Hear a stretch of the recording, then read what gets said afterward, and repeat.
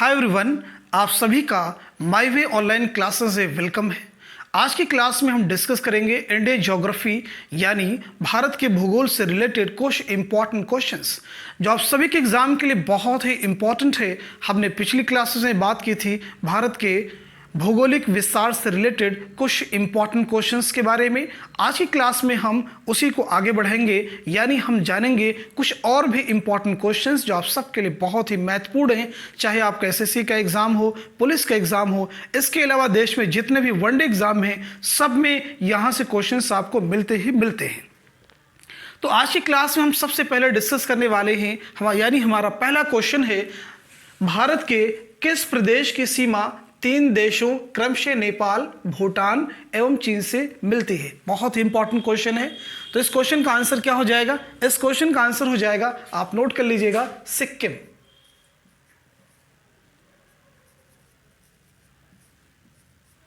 इस क्वेश्चन का आंसर हो जाएगा, नोट कर लेंगे, सिक्किम। यानी भारत का कौन सा प्रदेश है जिसकी सीमा 3 देशों से मिलती है? कौन कौन से हैं? यहाँ पे देखिए क्वेश्चन में आपको बताया गया है नेपाल, भूटान एवं चीन। तो आइए हम मैप में देख लेते हैं सिक्किम को। तो ये देखेंगे आपका सिक्किम है जिसकी सीमा भूटान, नेपाल और चीन से मिलती है। ये आपका नेपाल है, ये भूटान है और ये सिक्किम है। तो इस तरह से हमने फर्स्ट क्वेश्चन को समझ लिया है। अगर हम बात करें सिक्किम के बारे में तो सिक्किम की राजधानी क्या है? गंगटोक। सिक्किम को चावल की घाटी भी कहा जाता है तिब्बती भाषा में। तो क्वेश्चन एग्जाम में पूछा जा सकता है कि तिब्बती भाषा में किसे चावल की घाटी कहा जाता है? तो आप नोट कर लेंगे, सिक्किम। हमारा दूसरा क्वेश्चन है, हिंद महासागर के किस द्वीप पर यूएसए का वायु सैनिक अड्डा स्थापित है? बहुत ही इंपॉर्टेंट क्वेश्चन है। क्वेश्चन को एक बार फिर से मैं रीड करता हूं, हिंद महासागर के किस द्वीप पर यूएसए का वायु सैनिक अड्डा स्थापित है? तो आप नोट कर लीजिएगा, उस द्वीप का नाम है Diego Garcia. Diego Garcia.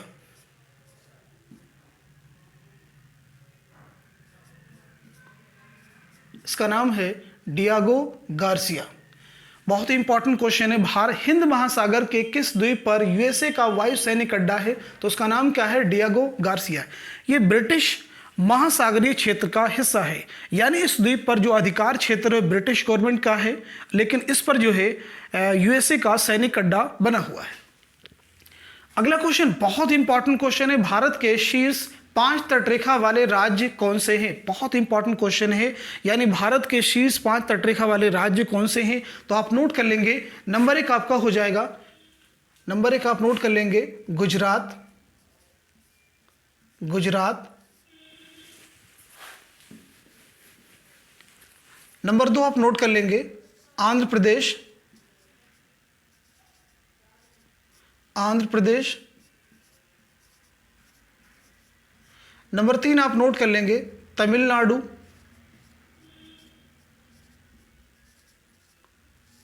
Number 4 आप नोट कर लेंगे, महाराष्ट्र।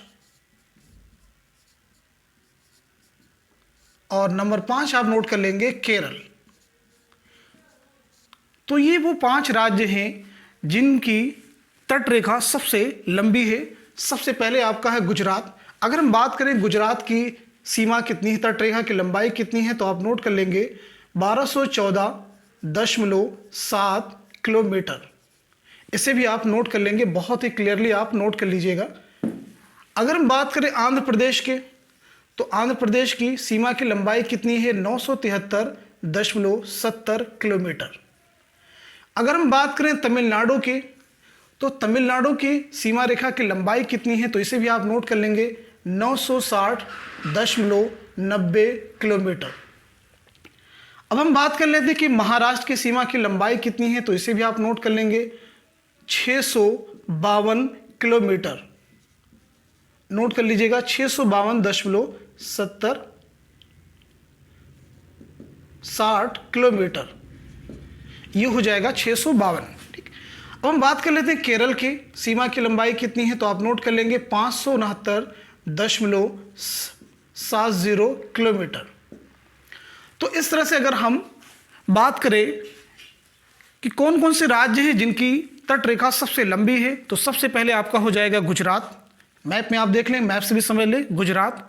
उसके बाद में आपका है आंध्र प्रदेश, उसके बाद में आपका है तमिलनाडु, और उसके बाद में आपका है महाराष्ट्र, और उसके बाद में है केरल। तो ये 5 राज्य हैं जिनकी तट रेखा सबसे लंबी है। अगर हम बात करें कि भारत के मुख्य भूमि की तट रेखा की लंबाई कितनी है, तो उसे भी आप नोट कर लेंगे, 6100 किलोमीटर। अगर हम भारत की मुख्य भूमि यानी गुजरात से लेकर के वेस्ट बंगाल तक की जो तटीय सीमा है, इसकी लंबाई है 6100 किलोमीटर। अगर इसी में अंडमान निकोबार द्वीप समूह और लक्षद्वीप द्वीपों को शामिल कर लें, इंक्लूड कर लें, तो इसकी लंबाई हो जाती है, तो अब लंबाई हो जाएगी 7516.6 किलोमीटर। तो ये दोनों ही फैक्ट आप नोट कर लेंगे, बहुत ही इंपॉर्टेंट है। तो इस तरह से इस क्वेश्चन को हमने मैप से समझा, सारी चीजों को जाना। अब हम आते हैं अगले क्वेश्चन पे। किस केंद्र शासित प्रदेश की भूमि भारत के पूर्वी और पश्चिमी दोनों तटों पर है? बहुत ही इंपॉर्टेंट क्वेश्चन है। यानी कौन सा केंद्र शासित प्रदेश है जिसकी सीमा, ये है आपका पूर्वी तट और ये है पश्चिमी तट, दोनों तटों पर जिसकी क्षेत्र लगते हुए, जिसकी क्षेत्र है, जिसका क्षेत्रफल फैला हुआ है। तो सबसे पहले इसका आंसर हम नोट कर ले, तो वो केंद्र शासित प्रदेश है आपका पुदुचेरी। नोट कर लीजिएगा पहले, पुदुचेरी। बहुत इंपॉर्टेंट क्वेश्चन है। अब हम बात कर ले कि पुदुचेरी का जो क्षेत्रफल है, जो क्षेत्र है, कितने राज्यों में फैला है, तो 3 राज्यों में है।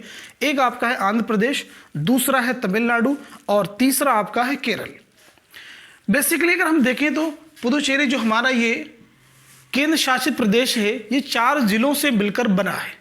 कितने जिलों से मिलकर बना है? 4 जिलों से मिलकर बना है। एक इसके जिले का नाम है पुदुचेरी, नोट कर लीजिएगा आप। एक जिले का इसका नाम क्या है? पुदुचेरी।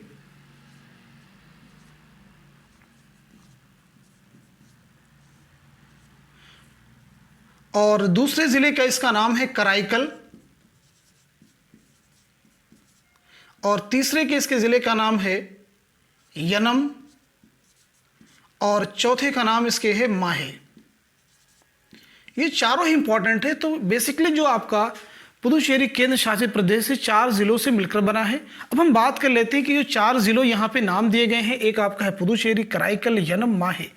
तो अगर हम बात करें स्टार्टिंग के, ये जो 2 जिले हैं पुदुचेरी, कराईकल, ये दोनों तमिलनाडु की सीमा से लगते हैं। यानी अगर एग्जाम में क्वेश्चन आता है तो आप ध्यान रखेंगे तमिलनाडु की सीमा से पुदुचेरी के कौन से ज़िले लगते हैं, तो आप नोट कर लेंगे पुदुचेरी और कराईकल। यनम जो है ये आंध्र प्रदेश की सीमा से बंगाल की खाड़ी में लगता है, आंध्र प्रदेश की सीमा से बंगाल की खाड़ी में लगता है। और जो माहे आपका है ये अरब सागर में केरल की सीमा से लगता है।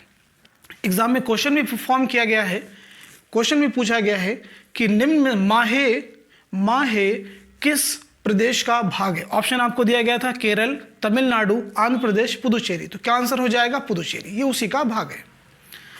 अब हम आते हैं अगले क्वेश्चन में। बहुत ही इंपॉर्टेंट क्वेश्चन है। पाक स्टेट से कौन से देश जुड़े हैं?